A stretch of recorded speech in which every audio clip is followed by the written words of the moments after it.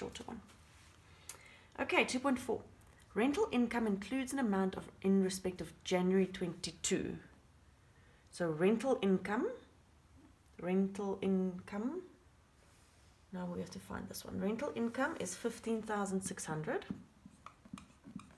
Okay, and we paid that for the 21 year, but now they're saying it includes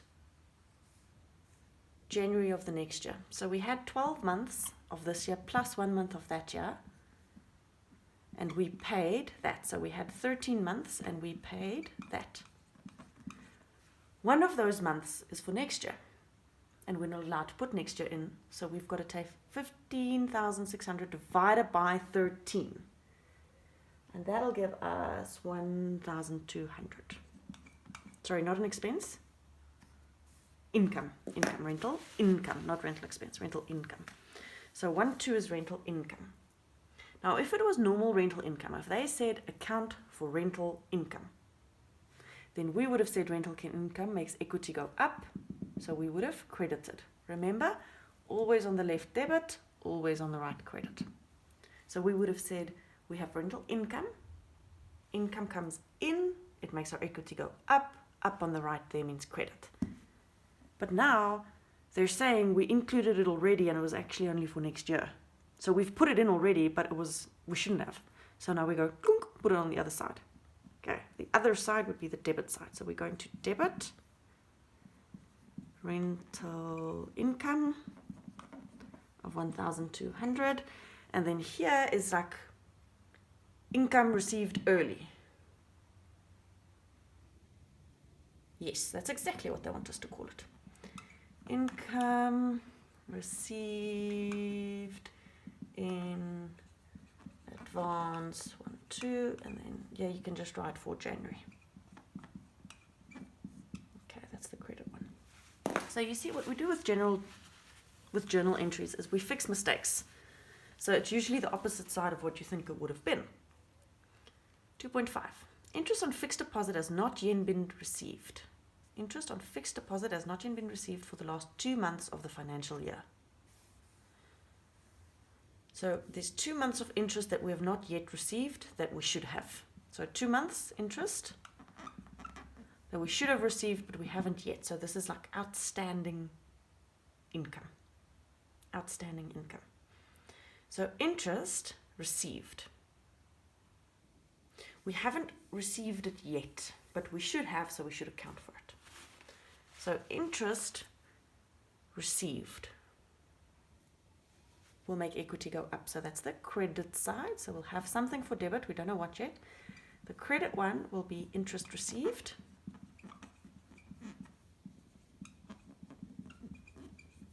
Okay, interest received. And it is 12% of the fixed deposit, which was 50,000. And it's for 2 months, so 2 over 12, and that'll give you an amount. And that amount is 1,000, I think. Yeah. Now the debit account, so this is interest received. So equity goes up, interest received. But have we received it? No, we haven't really. So we need to create the other account. And the other account is income outstanding, or let's say, yeah, outstanding income. I think that sounds good. They call it income outstanding. Accrued. I think they call it accrued income. Accrued income 1,000. Okay. 2.6. Insurance includes an amount of 750 Rand. Okay, insurance includes an amount of 750 Rand paid for the period 1 November 21 to 31 October 22. Okay, now our financial year ends 31 December. So November, December, those are 2 months. This was paid for until October, that's the 10th month. Okay, so you can see the insurance was paid for 12 months, but only 2 of those months fall in our financial year, November, December, which means that only 2 months should be in our books. So 750 times 2 months divided by 12 equals, it's just the other way around, so 625 would be the 10 over 12. Okay, so so what they're saying is insurance includes an amount of $750 paid for November to October. Insurance includes an amount. So insurance, we prepaid the expense. So the insurance would have made equity go down. We put it in on that side, okay? But 10 months of that shouldn't be in there because it's only for next year. So we're going to put it on the other side. We're going to credit it. Credit, insurance, and the 10 months we need to credit is there, 625. The debit account is prepaid expense, because we paid it early. Continue, 2.7. The telephone account of 165 for December has not yet been paid. Telephone account of 165 has not yet been paid. Now, if it hasn't yet been paid, so it's a telephone account, it's a straightforward expense. Our expenses fall over here by equity, income and expense. It hasn't been paid, so we still have to pay it. If we still have to pay it, it'll make our equity go down, which means debit. So the debit one would be telephone.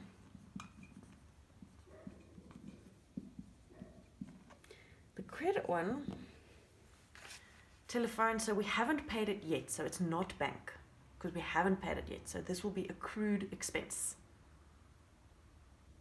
Okay, accrued expense. And here, telephone for December. So each one you just kind of write whatever you feel like writing there. Just write a little description.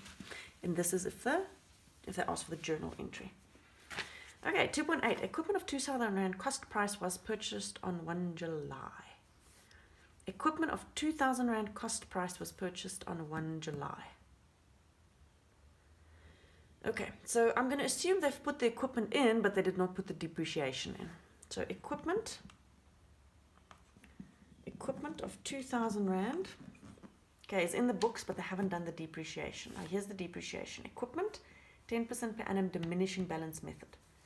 So equipment, 10% diminishing balance. They just bought this one, so there's no minus. The value is that one. Okay, the value is that one because it's brand new. And 10% per annum, so times 10% for the annum, which equals 200 Rand. But it's not for the whole year, it's for July, so it's half the year, which means there's 100 Rand depreciation outstanding. Okay, 100 Rand depreciation outstanding. Now, if there's 100 Rand depreciation that we're supposed to pay, it will make our equity less. So we're going to debit depreciation. And we're going to credit, I think, accrued depreciation. Accrued depreciation. Let me just check.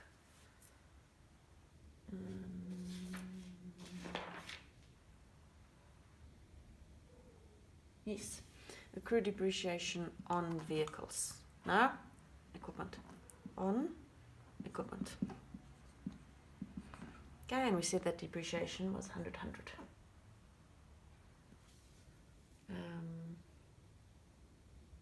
Yes, 100. Okay, now for the second half, or last bit of the depreciation, 2.9. Okay, depreciation must be provided as follows. Vehicles, 20%. Okay, they didn't buy any vehicles, so we go here to vehicles at cost, 40,000. Okay, minus accrued depreciation, because this is the diminishing balance method.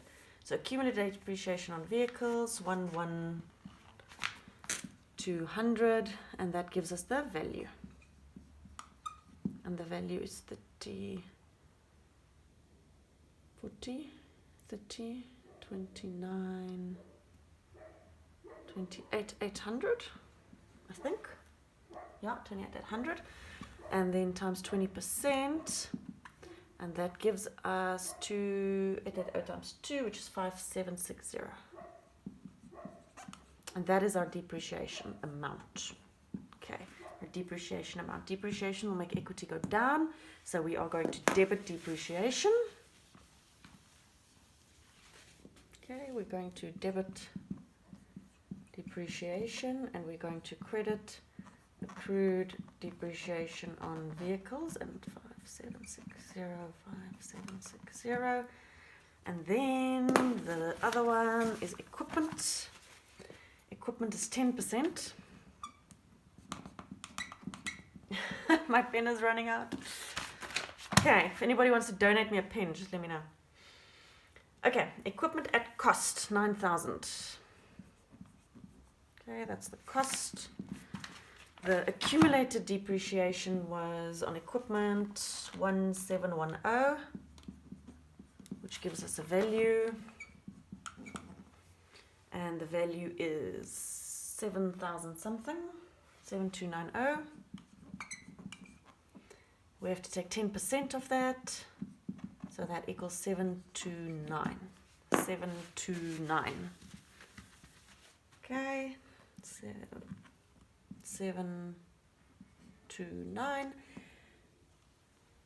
That is the depreciation on equipment. So depreciation will make equity go down. So we're going to debit depreciation, and we're going to credit accumulated depreciation on equipment, 729. And then in the memo, I think it'll be a 829, because the previous one was the equipment we bought halfway through the year. Remember that halfway through the year one? So we worked that one out, and that'll give us 829 and 829. Brilliant. 2.10. The account of loose ends. A debtor who owes the entity 200 must be written off as irrecoverable. Okay, so we have irrecoverable debts.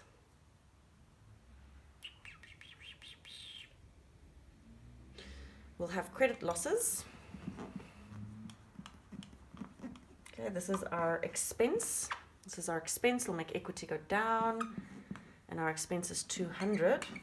But we also have to account that now somebody doesn't owe us.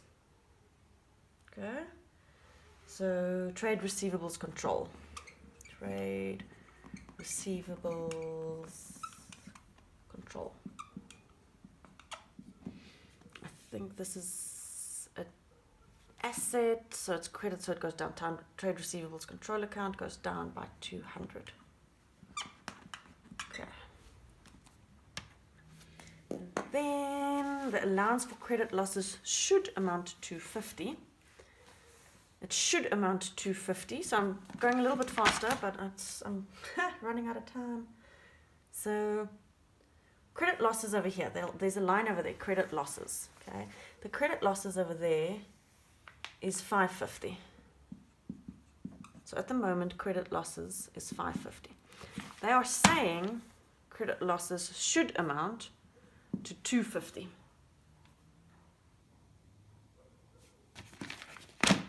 No. Allowance for credit losses, 300. Sorry. Allowance for credit losses, that amount is 300. Allowance for credit losses, 300. They're saying it should be 250. So what happens here is we have an allowance for credit losses, which is going down with 50. So our allowance for credit losses must go down with 50. Because it goes down with 50, what we are saying is we were allowing 300. We're now only going to allow 250. So this is a positive 50 for us. It means we're allowing less. So it's good for us. Okay? So our equity must be credited, I think. So now we have our credit losses again, which is our expense account. But it's not an expense because it is actually good for us. So our equity is going to go up. So this is the credit. No. Yeah, credit. And then the debit one, the other one is the one I always forget.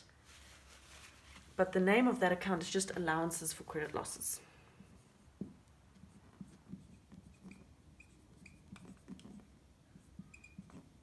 Credit losses. And then we have our 50 and 50. Okay. Woohoo. We worked